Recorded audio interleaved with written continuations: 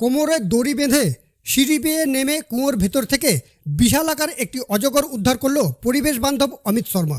হেতমপুর রাজবাড়ি চত্বরে আগাছা পরিষ্কার করতে গিয়ে কুয়োর ভেতর একটি অজগর দেখতে পান শ্রমিকেরা।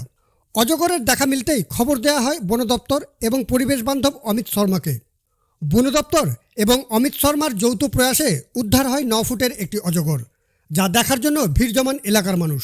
ঢাকা দেওয়া কুয়োর ভেতর কিভাবে অজগর গেল, সেই প্রশ্ন ঘুরপাক খাচ্ছে সকলের মধ্যে। তবে সুস্থ অবস্থাতেই উদ্ধার করা হয় অজগরটিকে। প্রাথমিক চিকিৎসার পর অনুকূল পরিবেশে অজগরটিকে ছেড়ে দেওয়া হবে বলে জানিয়েছেন পরিবেশ বান্ধব অমিত শর্মা।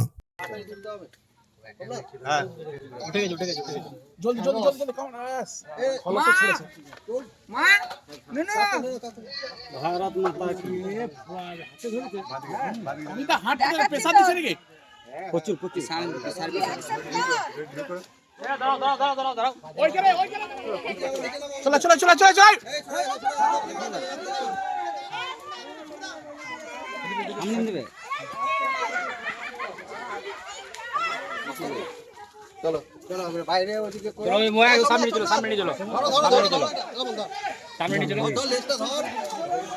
সামনে চলো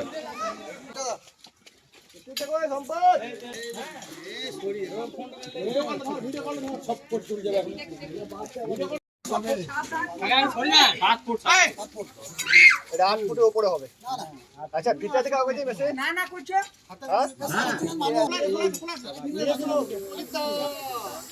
ওই বাইরে চাবিটা খুলে বাইরে না স্যার আসছে। হ্যাঁ হ্যাঁ বাইরে একদম বাইরে ওইটা একদম ওইটা প্রবেশকারী কাছে উপরে ওইগুলি গেছে হাত তো বাইট করে, যেখানে বাইট করবে সেখানে একদম পুরো বলুন হ্যাঁ করবে।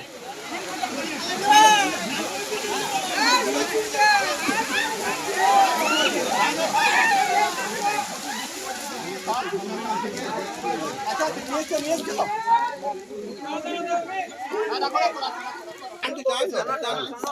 দেখো মোটামুটি 9 ফুটের কাছাকাছি। কে বলছো দেখো 9 ফুটের কাছাকাছি। মনে করে অজগর সাপের ওরা জড়ো জড়ো থাকে, তার জন্য উপরে